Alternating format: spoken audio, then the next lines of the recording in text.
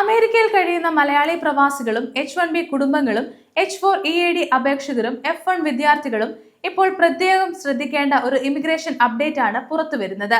2026 September 15 മുതൽ ചില പ്രധാന ഇമിഗ്രേഷൻ ഫോമുകളുടെ പുതിയ എഡിഷൻ നിർബന്ധമാക്കുകയാണ്. അതിലും പ്രധാനപ്പെട്ട കാര്യം പഴയ ഫോം ഉപയോഗിക്കുന്നവർക്ക് ഇത്തവണ ഗ്രേസ് പീരീഡ് ഉണ്ടാകില്ല എന്നതാണ്. അതിനാൽ ഫോം എഡിഷൻ ശ്രദ്ധിക്കാതെ അപേക്ഷ അയച്ചാൽ അപേക്ഷ തന്നെ റിജക്ട് ചെയ്യപ്പെടാൻ സാധ്യതയുണ്ട്. ഏതൊക്കെ ഫോമുകളിലാണ് മാറ്റം വരുന്നത് എന്ന് വിശദമായി നോക്കാം. പ്രധാനമായും ഫോം I-539, ഫോം I-765 എന്നിവയിലാണ് പുതിയ എഡിഷൻ വരുന്നത്.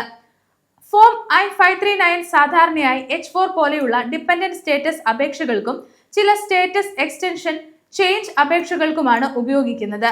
അതേസമയം I-765 ആണ് എംപ്ലോയ്മെന്റ് ഓതറൈസേഷൻ ഡോക്യുമെന്റ് അഥവാ EADക്ക് അപേക്ഷിക്കാൻ ഉപയോഗിക്കുന്നത്.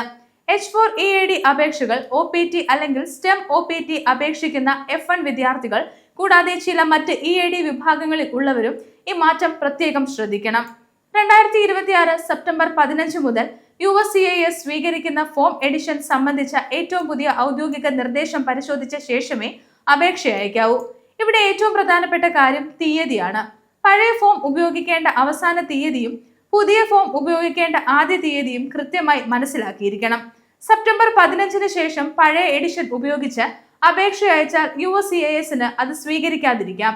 അതുപോലെ പുതിയ എഡിഷന്റെ പ്രിവ്യൂ കോപ്പി ലഭിച്ചു എന്ന കാരണത്താൽ അത് ഔദ്യോഗിക പ്രാബല്യ തീയതിക്ക് മുൻപ് അയക്കാനും പാടില്ല. അതുകൊണ്ട് പുതിയ ഫോം ഇപ്പോൾ തന്നെ കിട്ടിയല്ലോ അയച്ചേക്കാം എന്ന് കരുതരുത്. USCIS പറയുന്ന എഫക്റ്റീവ് ഡേറ്റ് അനുസരിച്ച് മാത്രമേ പുതിയ ഫോം ഉപയോഗിക്കാവൂ.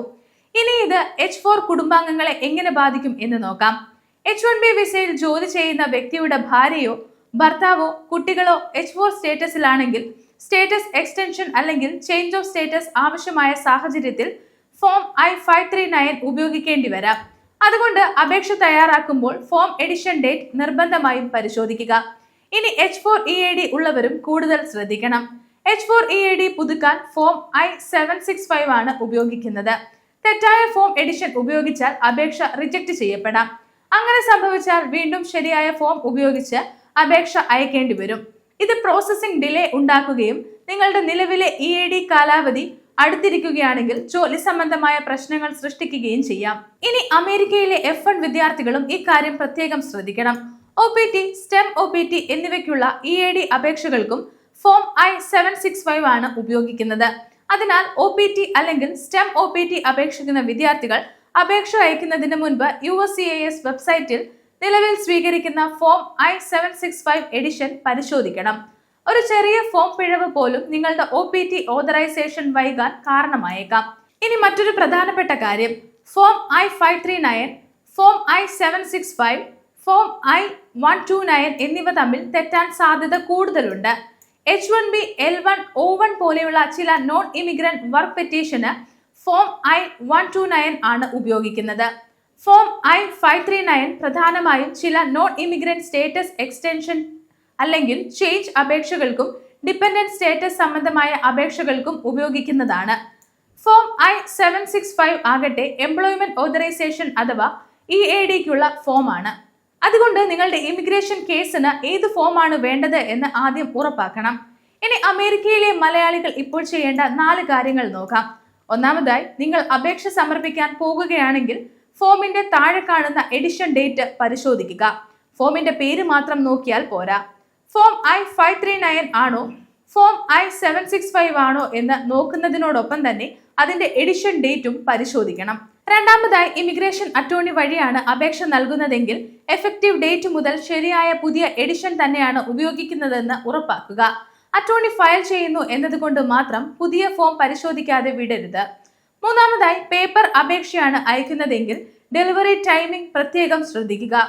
USPS ട്രാക്കിംഗ് ഉപയോഗിച്ച് അപേക്ഷ ശരിയായ സ്ഥലത്ത് സമയത്ത് എത്തുന്നുണ്ടോ എന്ന് പരിശോധിക്കുക. അവസാന ദിവസത്തേക്ക് കാത്തിരുന്ന് അപേക്ഷ അയക്കുന്നത് ഒഴിവാക്കുന്നതാണ് ഏറ്റവും നല്ലത്. ഓൺലൈൻ ഫയലിംഗ് ലഭ്യമായ അപേക്ഷകളാണെങ്കിൽ യോഗ്യതയുണ്ടെങ്കിൽ ഓൺലൈൻ ഫയലിംഗ് പരിഗണിക്കാം. നാലാമതായി, അപേക്ഷ റിജക്റ്റ് ആയാൽ ഉണ്ടാകാവുന്ന ഡിലേ നിസ്സാരമായി കാണരുത്.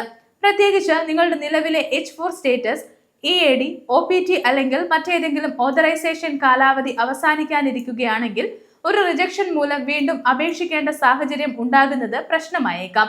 അതിനാൽ അവസാന നിമിഷം വരെ കാത്തിരിക്കാതെ രേഖകളും ഫോമുകളും മുൻകൂട്ടി തയ്യാറാക്കുക. അതേസമയം ഒരു കാര്യം കൂടി ഓർക്കണം, USCIS ഫോമുകളിലും ഫയലിംഗ് ഫീസുകളിലും പ്രോസസ്സിംഗ് റൂളിലും മാറ്റങ്ങൾ വരാൻ സാധ്യതയുണ്ട്. അതിനാൽ പഴയ വീഡിയോകളോ മറ്റുള്ളവരുടെ അനുഭവങ്ങളോ മാത്രം ആശ്രയിക്കരുത്. അപേക്ഷ അയക്കുന്ന ദിവസം USCISന്റെ ഔദ്യോഗിക വെബ്സൈറ്റിൽ നിന്ന് ഏറ്റവും പുതിയ form edition, filing instruction, fees എന്നിവ പരിശോധിക്കുക. അമേരിക്കയിലെ മലയാളികളെ ബാധിക്കുന്ന USCIS, H1B, H4 EAD, F1, OPT, green card തുടങ്ങിയ ഇമിഗ്രേഷൻ അപ്ഡേറ്റുകൾ കൃത്യസമയത്ത് അറിയാൻ ഗ്ലോബൽ സമയം സബ്സ്ക്രൈബ് ചെയ്യുക. ഒപ്പം നിങ്ങളുടെ അഭിപ്രായങ്ങൾ താഴെ കമന്റ് ചെയ്യുക.